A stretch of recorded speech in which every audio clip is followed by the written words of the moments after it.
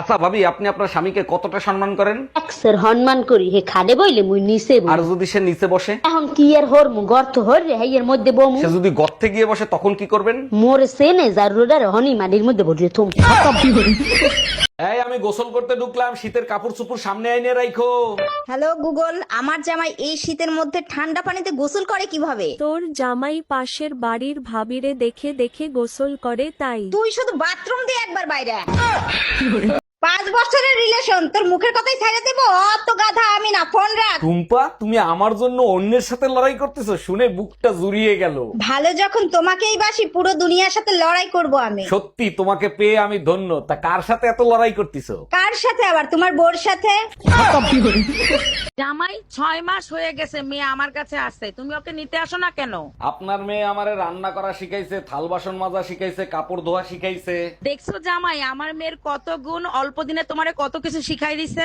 আমি এখন ঘরের সব কাজ করতে পারি। আপনার গুণধর্মে আপনার কাছেই রেখে দেন।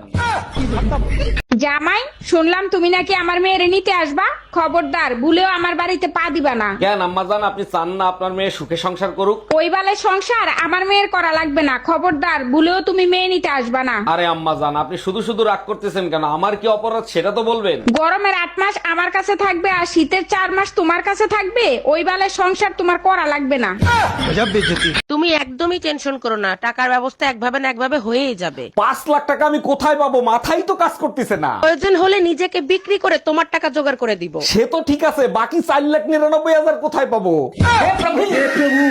এই আমি বাইরে গেলাম, জরুরি একটা কাজ আছে। আর নোন নাম্বারে ফোন, কে ফোন দিছে? লাউড স্পিকারে দাও। এই কই তুমি? তাড়াতাড়ি আসো, আমি কখন থেকে রেডি হয়ে বসে আছি। সরি ভাইয়া, ভুলে আপনার কাছে কল চলে গেছে। আমার স্বামী বাসায় আসছে।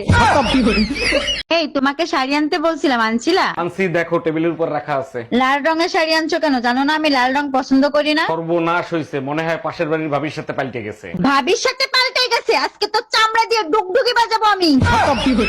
এই শোনো, আমি দ্বিতীয় বিয়ে করতে যাচ্ছি। আমার ভালোবাসা কি কমতি ছিল যে তুমি দ্বিতীয় বিয়ে করতে যাচ্ছ? আমাদের বংশের রেওয়াজ আছে, যদি পারো মাফ করে দিও। মাফ করার মালিক আল্লাহ। তুমি দ্বিতীয় বিয়ে করে এসো, তোমাকে আল্লাহর কাছে পাঠিয়ে দিব।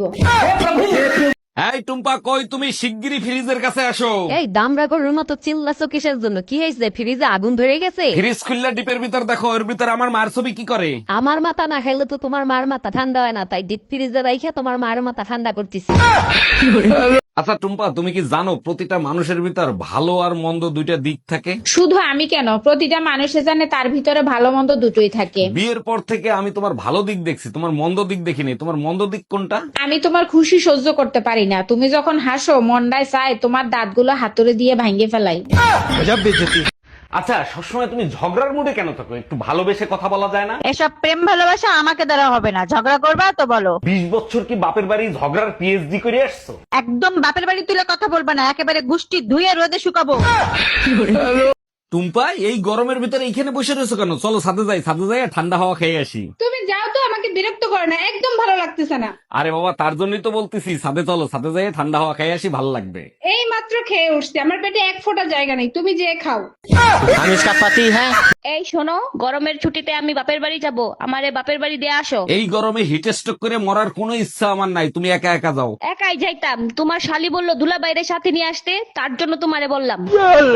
আরে কই তুমি? দেরি হয়ে যাচ্ছে তো, তাড়াতাড়ি চলো।